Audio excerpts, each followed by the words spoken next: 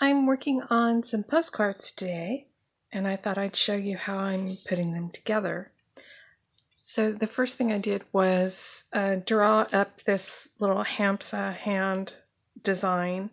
It has two different eyes, and put it on a postcard size backing, and then I printed it out on some Bristol stock using my black and white laser printer. So I did 2 copies of those, and now I'm going to cut them out. And you can do this using scissors or a paper cutter, whatever's comfortable for you. Here are my postcards all cut out and ready to decorate. I also printed out this sheet, which is just the blank hands. And what I'm going to do with this is cut these out and use them as masks when I paint on the postcards.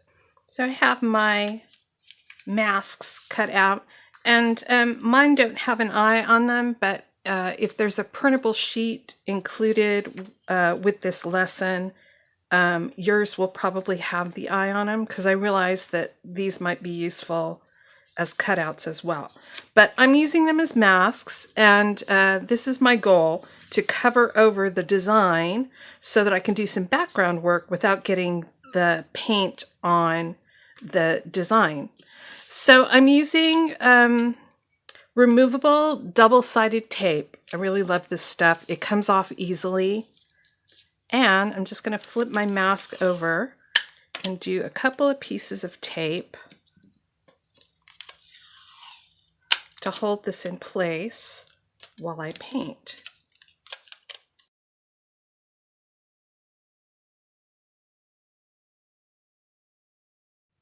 So now I'm going to just paint over the top of this.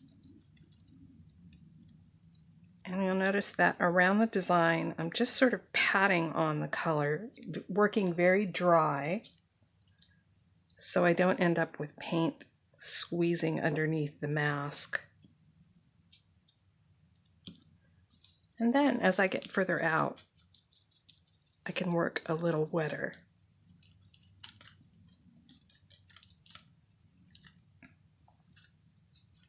I'm doing this a little uneven because I want to do some clouds. While this is still damp, I grabbed a little bit of sea sponge and got it damp but not wet, so when I squeeze it really hard, water doesn't come out of it. And a little bit of white. Again, you kind of want to work a little bit dry. This is just a little bit wetter than it should be.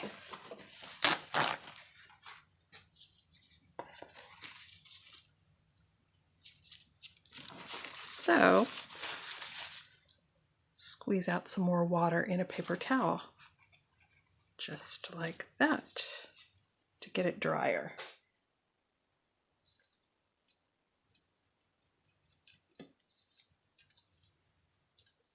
And I'm patting out the excess paint on my palette. Yeah, much better. So I'm feathering on a little paint, and then with the end that doesn't have paint on it, I'm patting this to blend it. So these have been drying for a minute. Let's see what we've got here. Oh, that's not too bad. Got a little bit of blue sneaking in over here, but other than that, that's pretty clean.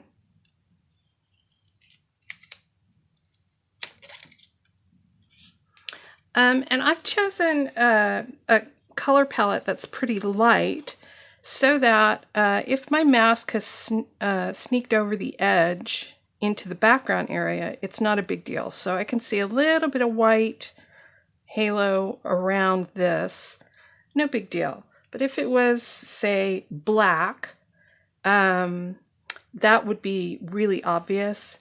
And if it was black, I would come back in with maybe a Sharpie to clean it up. And that's something that I'll do if I want to work in darker colors. I'll use a Sharpie to outline before I lay the mask down. And that way, I don't end up with that little bit of white glow all the way around. These are pretty good. You'll notice that they're curling a little bit. That's fine. I'm going to flatten them back out at the very end before I put the backs on. Let's take a look at these. Pretty great. A little bit of orange snuck in over here. But what I do next on these is probably going to mask that really well. There's a little bit of glow along this side, a little bit of glow of white along this side. No big deal. It's not really horrible. And it still looks pretty good because, again, my colors are light, and that sort of thing isn't going to ruin the design. So after I peeled the mask off this one, I thought it might be fun to do a little stenciling over the top. So I put the mask back down, and I'm just going to put this stencil over the top of it. And then with a very dry sponge, I'm going to stencil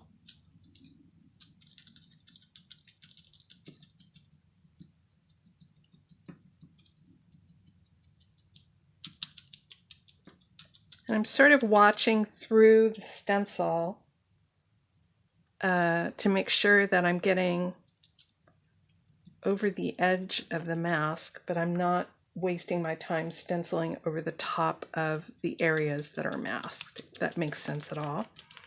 There's no point in stenciling in the middle since that part is covered. So, and while this mask is on, you can do other stuff to it too. You can stamp with rubber stamps or chunky stamps. You can spatter paint over it. Do all sorts of stuff. Just try to do things that can be applied a little dry. So maybe ink splatters, but not real heavy paint splatters, which tend to be very wet.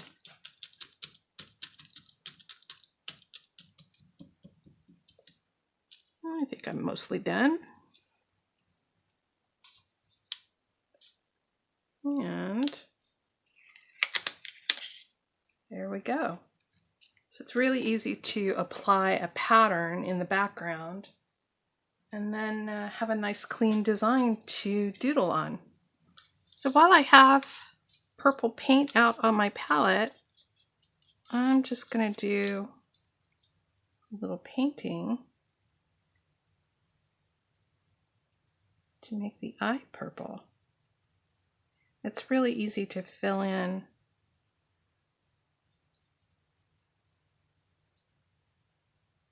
the areas that I've drawn out this way, so you can fill in around the borders with color or whatever. And I'm just doing this with paint because the paint is out. But if I wanted to, I could do this with markers.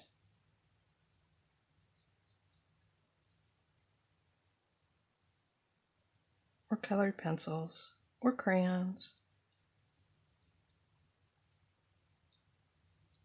So now that the backgrounds have dried overnight, it's really easy to go in and use some acrylic or some colored pencils or some markers to fill in blocks with color.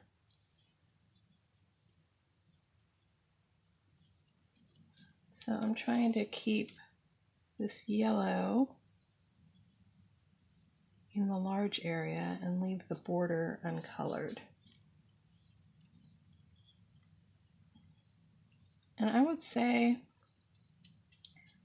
that I'm going to do all of these with very light colors, and then I'm going to doodle over the top with some black.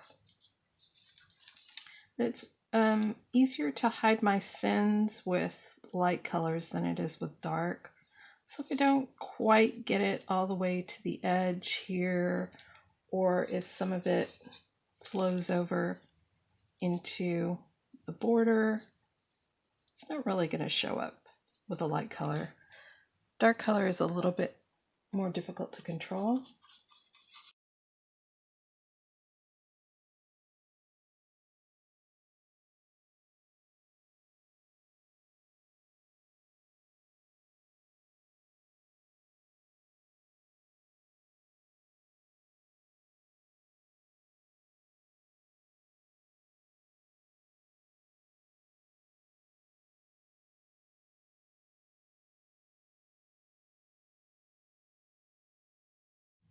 So once I've got all the large sections filled in with paint, I want to fill in the smaller sections and do a little doodling.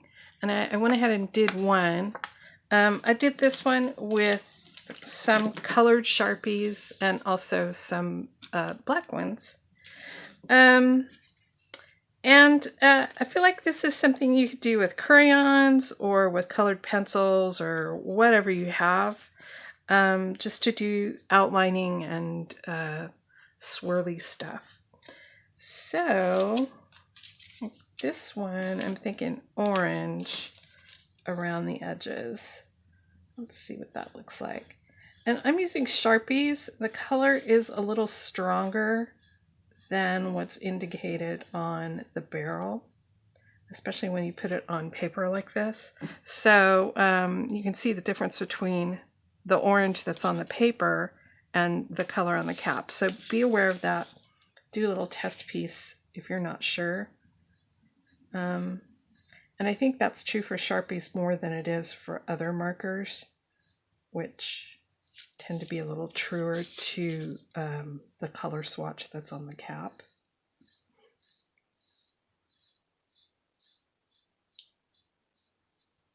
So I'm just going to fill in all these outlines with orange.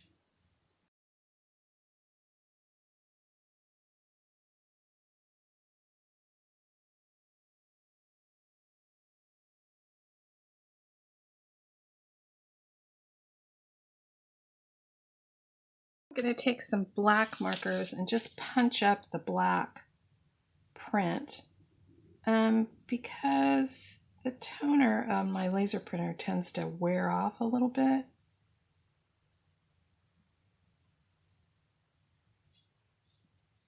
So just to get it good in black, I'm going to fill it in with marker.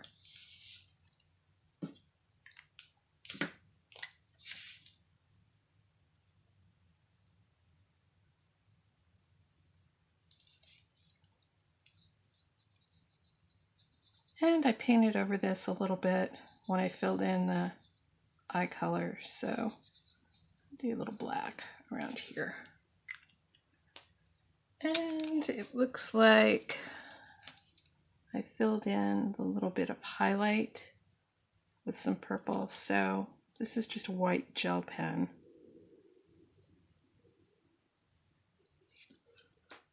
To put the highlights back in. And now I have to think up a design for this. And I'm thinking maybe something like circles.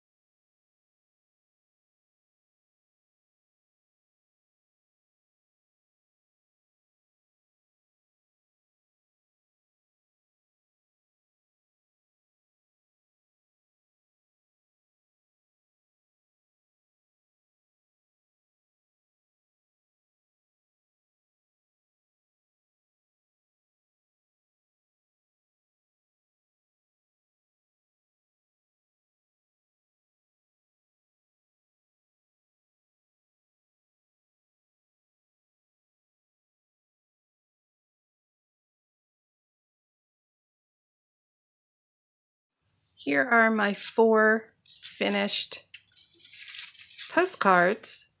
Well, not so finished though, because they're kind of curly and they're also very flimsy. So I need to flatten them out and then put a back on them. So to flatten these out, I'm going to make a little sandwich.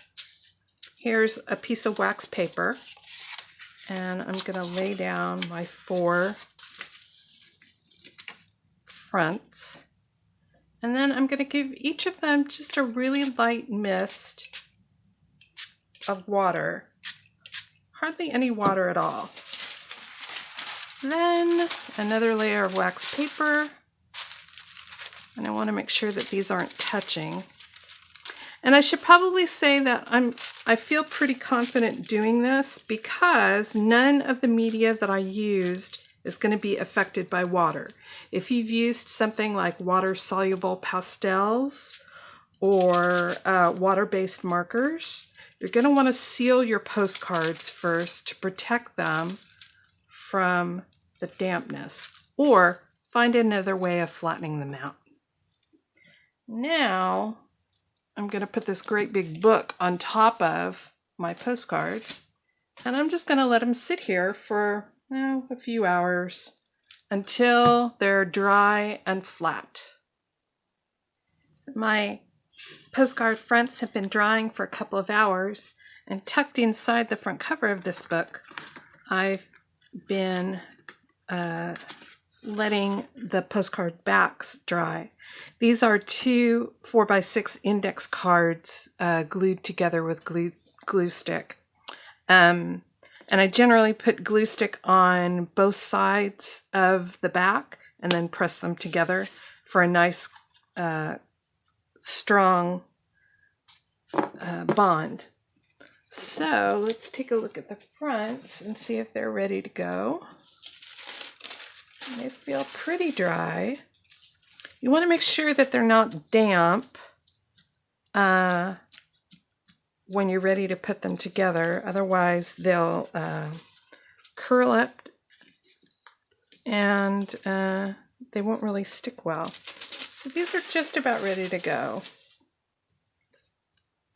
Gonna take a front and a back. And I've got my brayer ready to go. And I'm just gonna put glue on both sides of this. It's exactly how I glued the 2 parts of the back together. And conveniently, I have sandwiched inside of these backs the lines on the back of the index cards. So no matter which side I put up against this front, it will leave me with a white card on the back. And just going to line this up.